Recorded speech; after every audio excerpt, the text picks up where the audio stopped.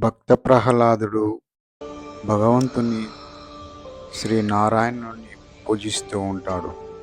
కానీ అతని తండ్రైన హిరణ్యకశిపునికి అది ఇష్టం ఉండదు. ఎలాగైనా ప్రపంచంలో అందరూ నన్నే పూజించాలని వేధిస్తూ ఉంటాడు. పలు రకాలుగా ప్రహ్లాదుని చంపడానికి ఎన్నో రకాలుగా ప్రయత్నాలు చేస్తూ ఉంటాడు. విఫలం చెందుతూ ఉంటాడు. నన్నే పూజించమని మరీ అడుగుతున్నాడు. కానీ చివరికి ఏం జరిగిందంటే శక్తి మంత్రశక్తి ఏది కూడా పనిచేయదు. ప్రహ్లాదుడు అదే రకంగా భగవంతుని పూజ చేస్తూనే ఉంటాడు. వారు చేసే ఏదో ఒకటి కూడా సక్సెస్ కాదు. చివరికి హోలికను కూడా ప్రయోగించినప్పటికీ హోలిక కూడా ఖాళీ బూడిదగా అయిపోతుంది.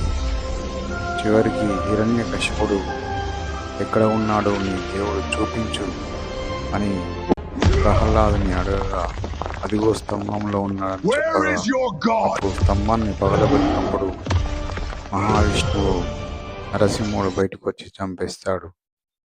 Thanks for